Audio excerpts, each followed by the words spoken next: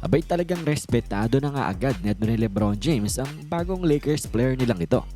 Pero bago natin yan pag-usapan ay eto muna ngang si Kawhi Leonard na kung saan kanyang tinanggi ang akusa nga sa kanya na siya nga ay tumatanggap ng under the table money mula nga dito sa owner netong LA Clippers from the company Aspiration. Eto pakinggan natin eto ngang pag-firm na pagtanggi neto ni Kawhi dito nga sa mga sinasabi patungkol sa kanya. You were named as like the largest creditor in the bankruptcy filing, right? Did you actually get the money that was owed to you in the contract, or? No. No. Well, very nonchalant nga ito nga si Kawhi Leonard patungkol nga dito sa issue na ito na I think a very big deal kung sakaling mapatunayan nga ng NBA ang kanilang pag-iimbestiga patungkol dito na maaaring itong si Kawhi ay ma-void ang kontrata sa Clippers. Pero sa ngayon, abay kalmado lang itong si Kawhi Leonard at kanyang tinatanggi na hindi totoo itong ang mga balita patungkol sa kanya. At ngayon ay atin ang pag-usapan itong si Stephen Curry at sa kanyang interview naman na kung saan very confident nga siya pagdating dito sa Warriors team na ito. Kung saan ang kanyang sinabi ay they can go toe-to-toe nga daw kahit sa kaninong NBA team pa nga daw. Pakinggan natin si Steph. Extrapolate that record out to full season, like that's gonna get you home court advantage pretty safely. And for us, like we know when we're healthy and you're going toe to toe against anybody in the West that we feel like we have a really good chance. And well, yan nga ang naging pahayag ng very confident na Stephen Curry patungkol nga sa Warriors team na ito na inagrihan nga ng maraming Warriors fans. At sa tingin nga din nila ay kaya nilang makipagtapatan sa kahit sino pang NBA team yan.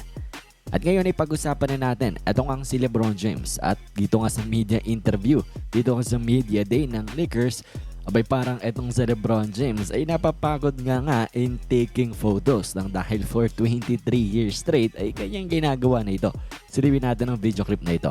You know, younger mentally, big smile on his face. He obviously has a lot to prove still. For what reason, I don't know. He's proven everything that he could possibly prove. So it's going to be a really fun year. At ngayon ay pag-usapan na natin ang player na respetado na agad ni LeBron James, ang bagong Lakers player na walang iba kung hindi itong si Jake LaRavia.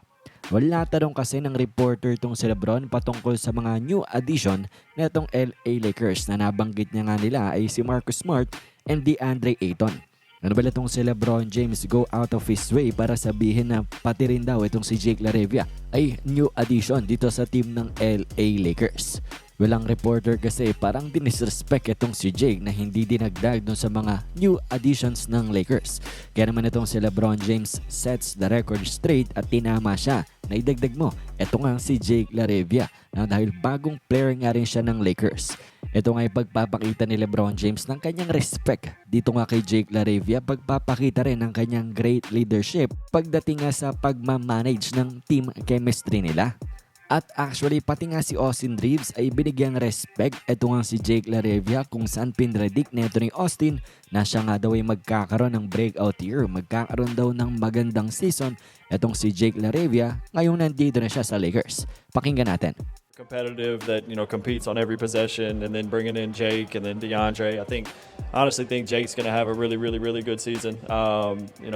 His size, his speed, his athleticism, he can guard almost every position on the floor. I think if you go back and watch him when he was in Memphis or...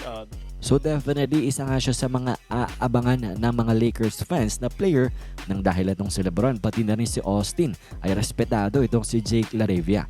Let's see kung magkakatotoo ba ang kanilang prediksyon na magkakaroon nga ng napakagandang season itong bagong Lakers player na ito.